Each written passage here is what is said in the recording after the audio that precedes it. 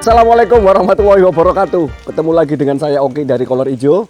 Masih di acara jalan-jalan dan sore hari ini suasana gerimis. Saya sudah ada di Desa Klampo Arum, Kecamatan Tikung, Kabupaten Lumajang, Jawa Timur, Indonesia. Ya, saya berada di galerinya Bapak Adim.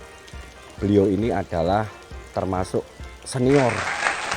Saya anggap senior karena apa? Karena dia sudah sejak lama itu sudah bergelut dengan dunia bonsai. Cuman dalam hal bolang-membolang. Nah, kita nanti akan coba tanyakan ya tentang perjalanan beliau ini, bagaimana awalnya mulai tertarik di dunia bonsai yang bisa bertahan hingga saat ini. Sekalian saya juga akan menunjukkan beberapa koleksi ya. Tapi mungkin koleksinya tidak sebanyak yang Anda bayangkan. Karena apa? Memang perputaran dari barang yang dimiliki oleh Pak Adim ini sangat tinggi. Jadi nggak sampai lama barang itu jadi langsung laku. Insya Allah sudah bertengger di rumah para kolektor yang ada di mana-mana ya. Ayo langsung saja, ada bonsai lover. Kita akan segera telusuri bagaimana situasi dan kondisi bonsai-bonsai yang dimiliki oleh senior saya Bapak Adim. Yuk bersama dengan Kolor Ijo.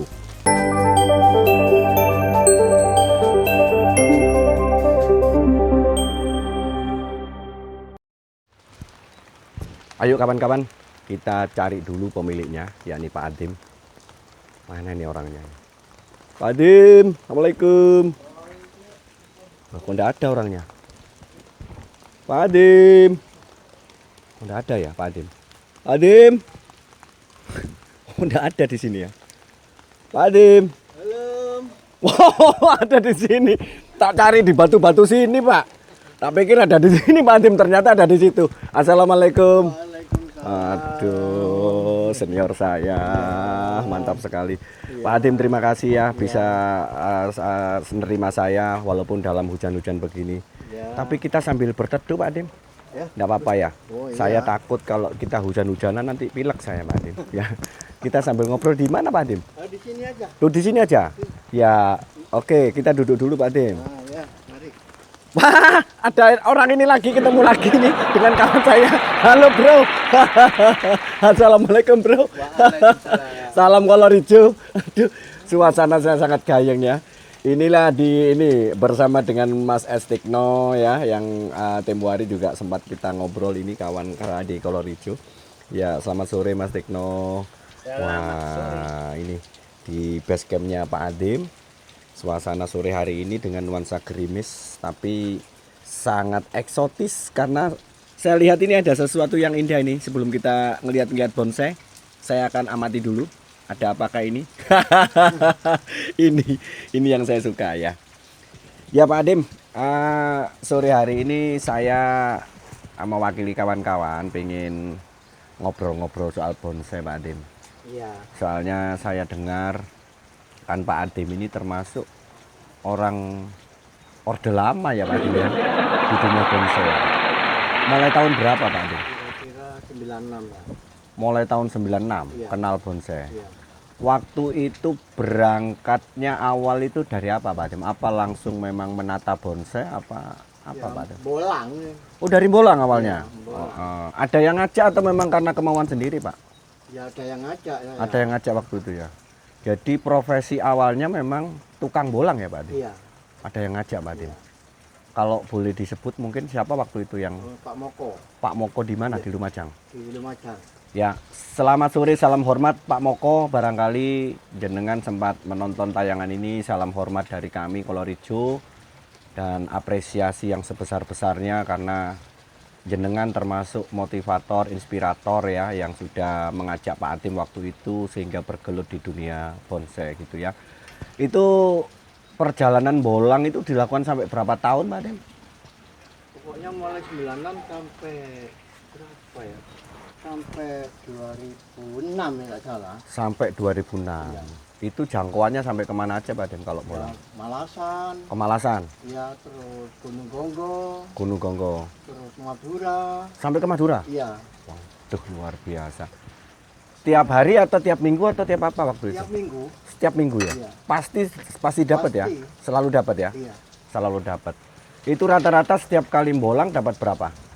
dapat 6. 6 bahan ya. 2 ya Dua. kali ya enggak dapat. Bahan yang diincer, yang dicari waktu itu jenis apa Pak Adim? Yang paling favorit ibaratnya. Favorit itu dulu apa ya itu ya? Bulu, Bulu. masih bangsa Vicus ya. Iya, terus EP, IP ya. beringin. Beringin Bulu tapi bangsanya itu ya. Kalau sejenis serut, terus ada jenis masih belum. orang belum tertarik ya Iya. nyari serut ya tahun itu ya. Belum. Masih bangsa Vicus ya. Iya. Beringin ya itu suka ya. Beringin. Kalau loa, Loa ya masuk. loa sudah mulai dilirik ya. Kalau loa itu di Lumajang sini. Ya di awal pada saat bolang itu apa Pak Adim waktu itu juga mulai belajar nanam sendiri di rumah? Ya nanam sendiri. Nanam sendiri. Iya. Jenis apa Pak Adim Ya, yang dikoleksi Pak Adim? kulit, terus bulu. Tapi tak beringin. lihat-lihat kok bahan-bahan yang dicari dulu kok enggak ada, ini kemana dia? Ya dijual. Dijual ya. Dijual suhu.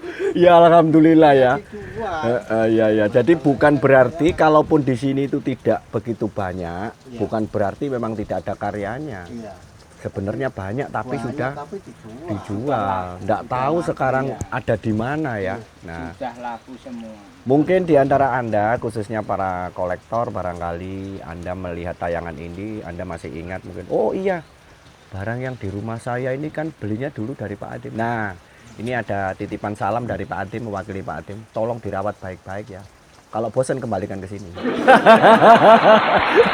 Ya, bercanda ya. Pak Adim langsung saja intermezzo kita sudah cukup ya. Kita langsung coba ngelihat bahan-bahannya Pak Adim. Ayo.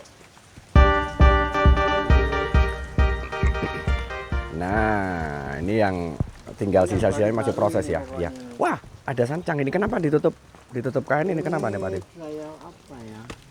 Kenapa Pak Adim? Supaya akarnya ini kelihatan dari Banyak, atas, biar banyak gitu ya. biar banyak. Ini cara baru ya. Ya cara baru.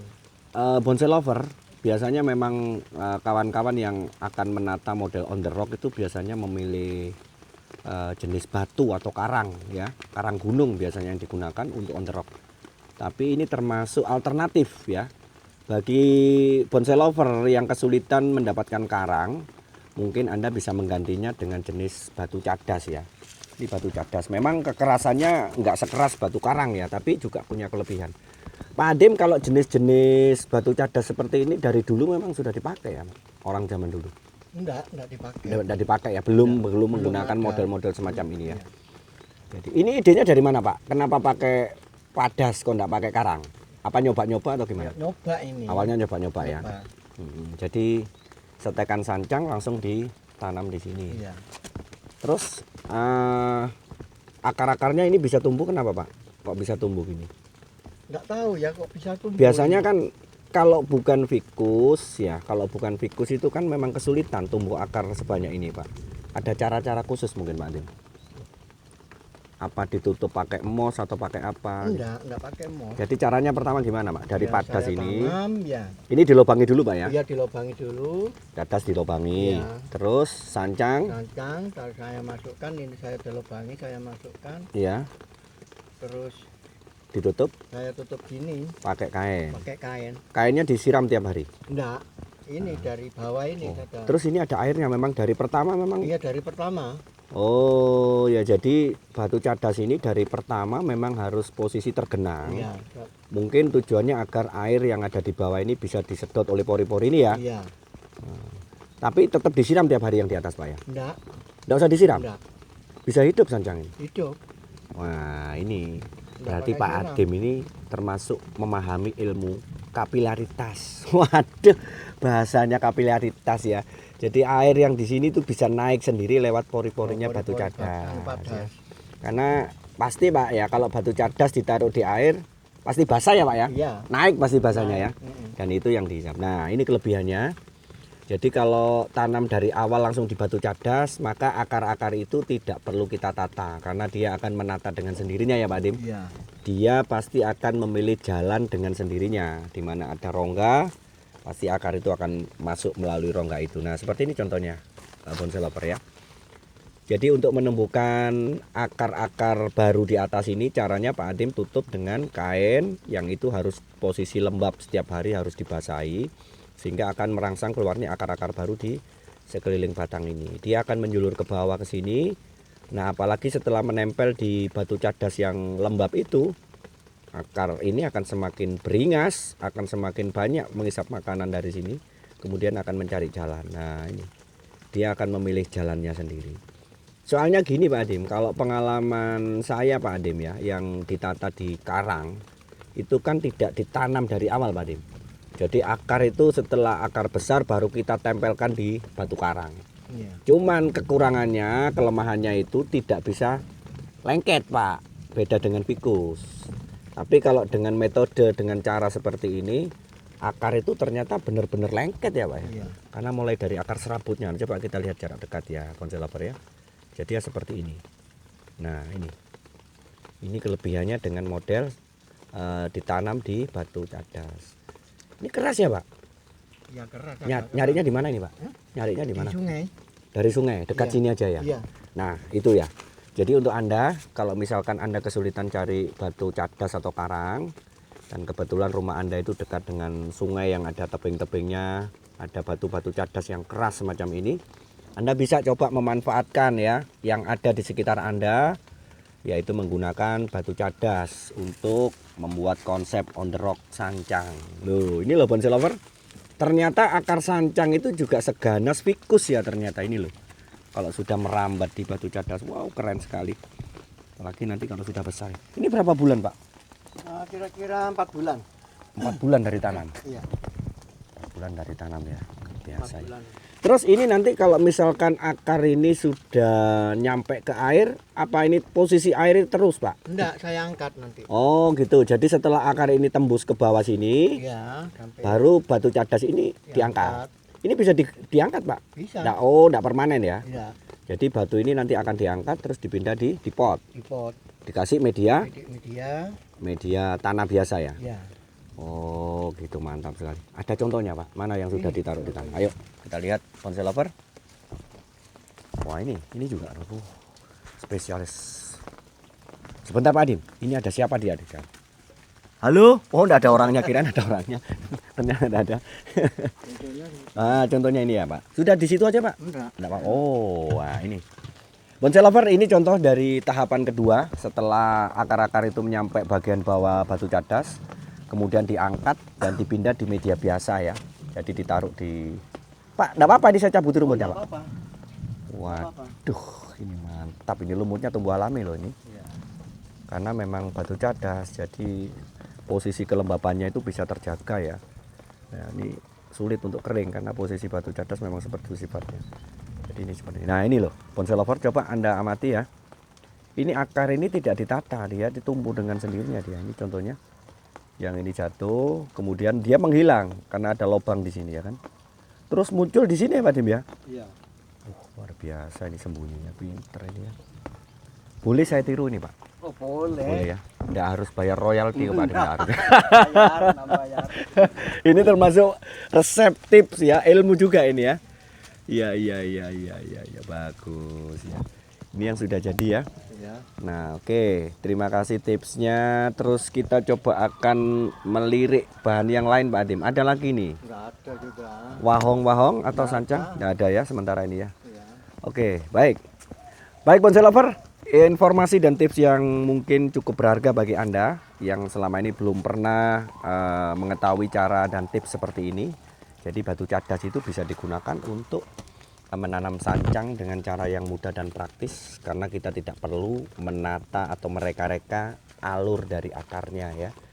Jadi dia akan tumbuh secara alami mencari jalannya sendiri. Itu saja ya. Kita sore hari ini sudah cukup berbagi. Saya bersama dengan tim Kolor Ijo, ada kawan saya S. Tekno dan juga Bapak Adim, senior saya, mengucapkan terima kasih. Salam Kolor Ijo, salam satu hobi. Wassalamualaikum warahmatullahi wabarakatuh.